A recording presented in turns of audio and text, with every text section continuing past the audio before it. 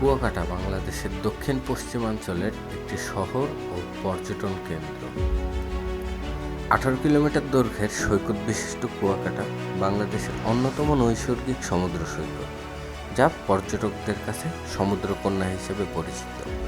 আমাদের আজকের গল্পটা সমুদ্রকন্যা কুয়াকাটাকে ঘিরে। তো চলেন শুরু করা যাক।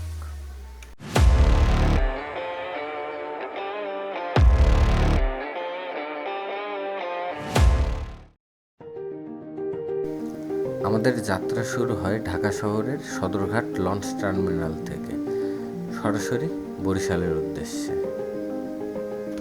সকালে যেহেতু রূপাতলী থেকে বাস ধরতে হবে, তাই আমরা রাত্রে তাড়াতাড়ি ঘুমায় যাই। আর যখন সকাল হয়, জাস্ট ওয়াও! তো চলেন আপনাদের সাথে রূপাতলী যেতে যেতে কিছু এরিয়াল ভিউ শেয়ার করা যাক।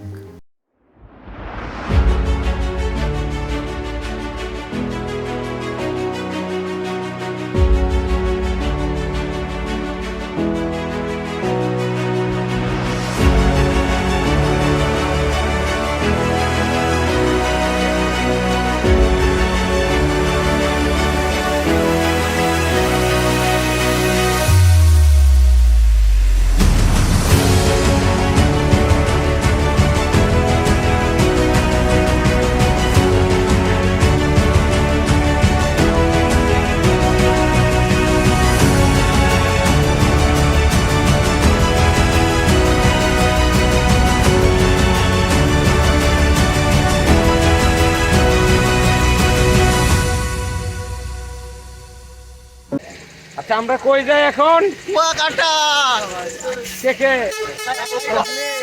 2000 years later.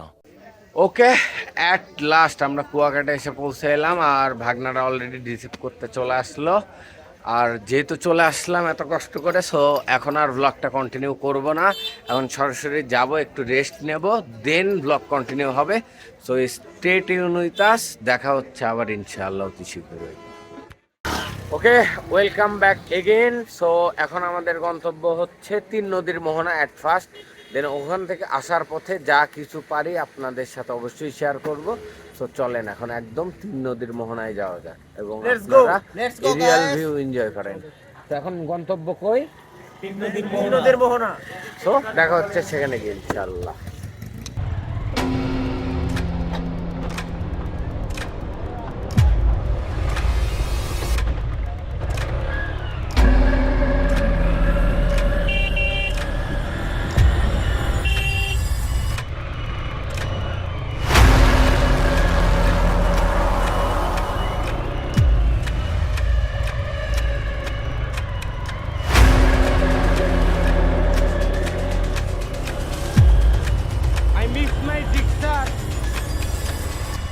জিক্সারটারে খুব মিস করতেছি।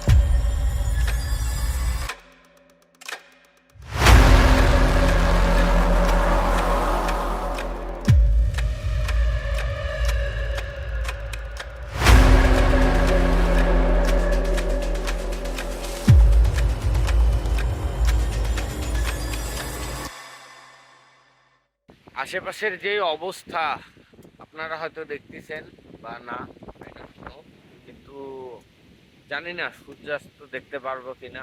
আর এখনো অনেকগুলো স্পট বাকি, মেবি আজকে পসিবল হবে না সব। আজকে যা পারি দেখাই দিব, বাট কথা দিলাম সব দেখাই দিব ইনশাআল্লাহ। তো চলেন এখন একবারে যাওয়া যাক গন্তব্যস্থলে। তো দেখা হচ্ছে সেখানে কি হবে।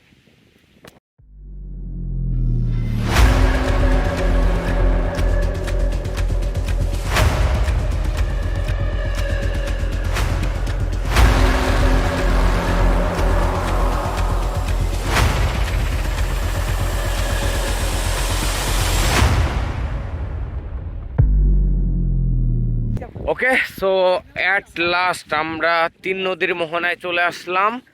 এই হচ্ছে 3 নদীর মোহনা, আর আমার পিছনের যে অংশ এইটাকে কাউয়ার চর বলা হয়, অর্থাৎ সুন্দরবনের একটা অংশ এইটা।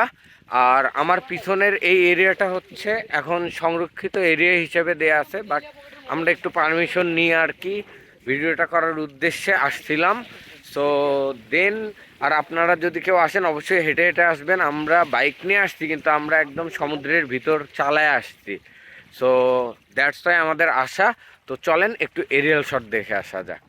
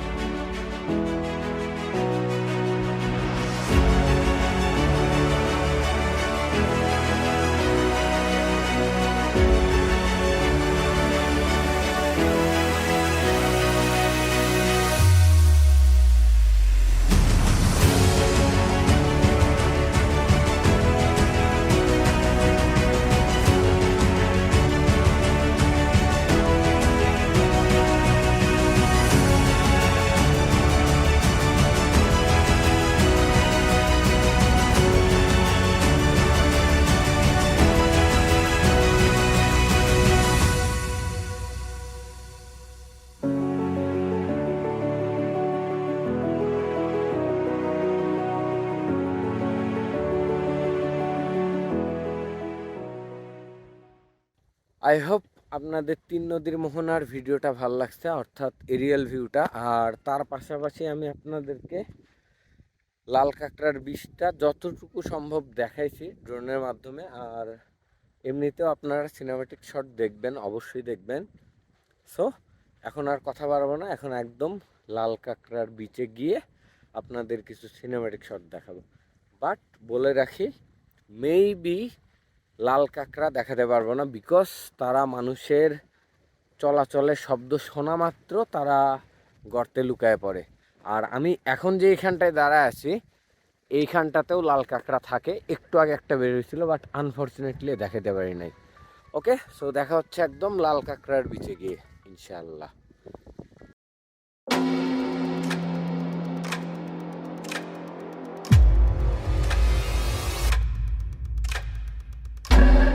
মেবি আমি লাকি, কারণ আমরা এখনও ধরতে পারি নাই লাল কাঁকড়া। আমার টিমের প্রায় সবাই ট্রাই করলো বাট পারে নাই, কিন্তু এখানকার কিছু ভাইয়েরা ধরছে। সো সেইটা আপনাদেরকে আমি অলরেডি দেখাই দিলাম।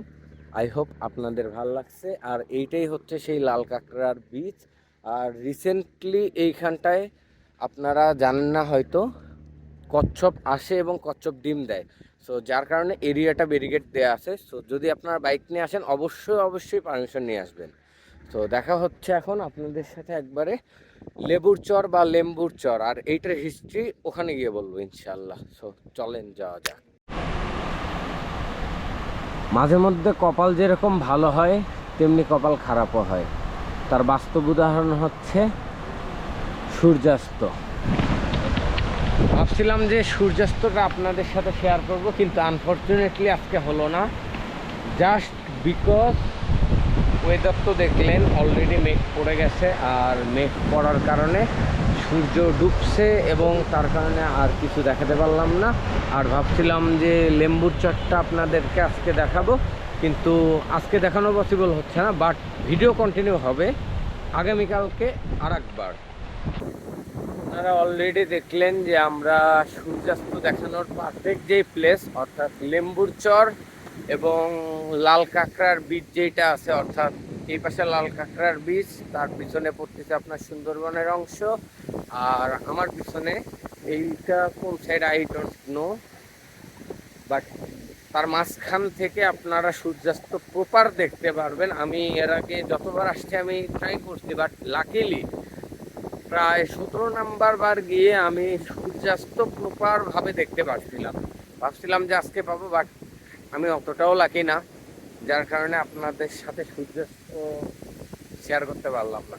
তবুও আমি ট্রাই করব আবার আগামীকাল, জানি না পারবো কিনা। তো আগামীকাল আবার দেখা হবে ইনশাল্লাহ। আর আজকে দেখি লেবুর বনে যদি গিয়ে কন্টিনিউ করা পসিবল হয় তাহলে করব, আর যদি না হয় তাহলে আজকের মতো এখানেই বিদায় নিতে হবে। আর যদি বিদায় নেই তাও আপনাদেরকে জানাই দেবো ইনশাল্লাহ।